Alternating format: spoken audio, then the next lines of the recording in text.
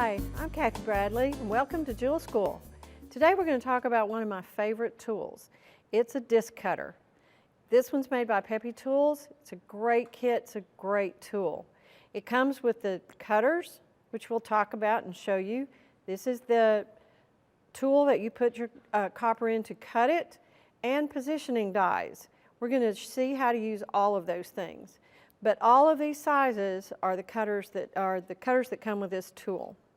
So you want to understand the cutting edge. This is one of the cutters. It has a very thin cutting line right around the edge. You want to be sure that you're always hammering on the dark side, the flat side.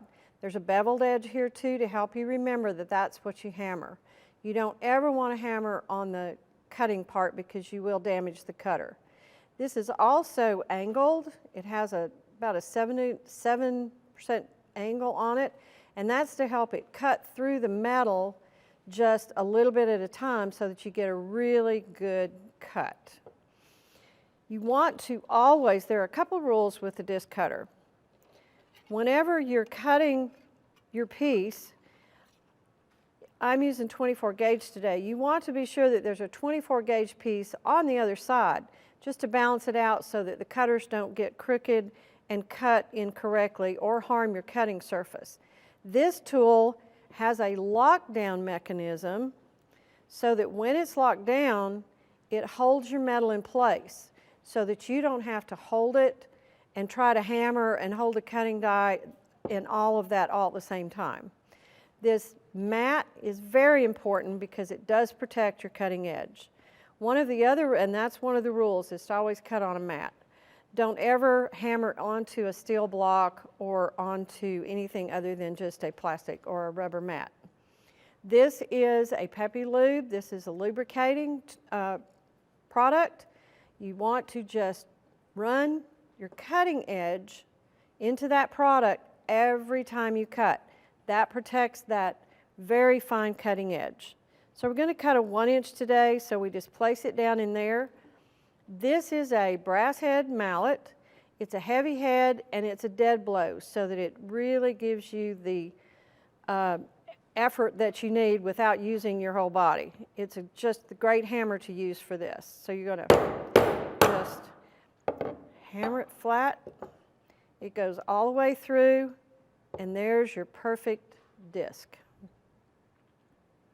So now, there's some other things that you can do with this wonderful tool. You can make your own little discs with holes in them, called doughnuts. You always want to start with the center hole first. So you decide which size you're going to make your center hole. You're going to move your metal to there.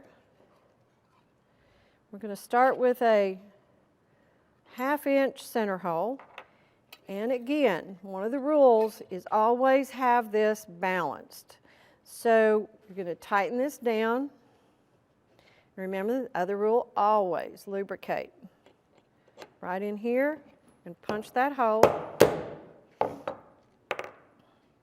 And we save these discs for other projects. But now we have the center part of our donut that we're making. I'm very right-handed, so I just keep turning this around. And again, we're going to balance this out. So now I want to put this down into this hole. And if I just tried to place that, I'd have a hard time getting it right in the center. So we take our centering die, and it's pointed on the end so that you can set it down in there.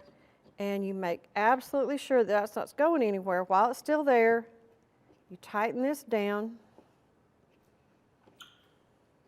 remove the centering die, back to our punch, lubricate, and go.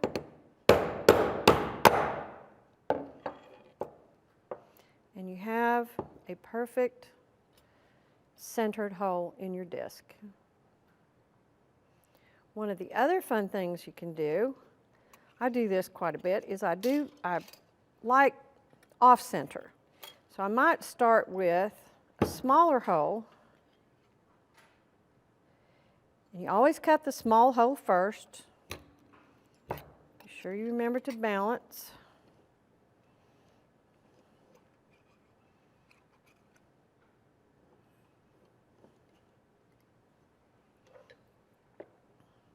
With your 1/2 inch punch.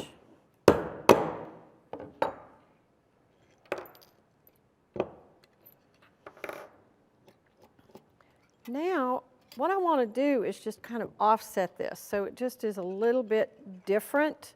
I like doing it right in the center, but if I'm offsetting a little bit, so now I can look down into this. See if I can pull this up so you can see it. Look through the top and just get it off center just a little bit. It's just a different design idea and a way to work with the metal and the disc cutter. So now we've got that centered. Always lubricate.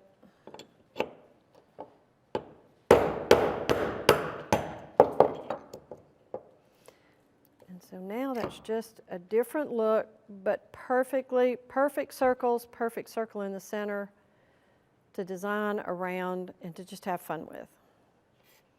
One of the other fun things that you can do with your scrap pieces that you've cut your holes from, if you put this in and look at it, I'm going to tighten it down so I can hold it up.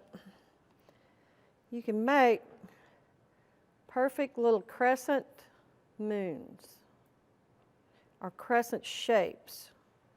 And again, you lubricate.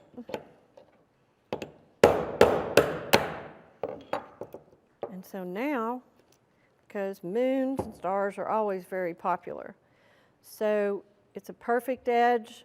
It's just fun, and then it's fun to use, so you're not losing a lot of your copper. You get to reuse it. The disc cutter is a great tool.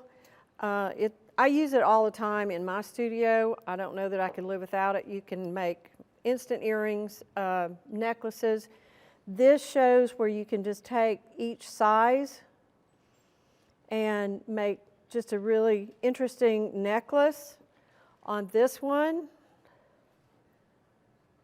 it's graduated discs that have been patinaed and textured. So it's just fun to use this great tool. I really like the disc cutter. I hope you've learned how to use it, and I hope you'll enjoy using it at home. I'm Kathy Bradley. Thanks for watching Jewel School.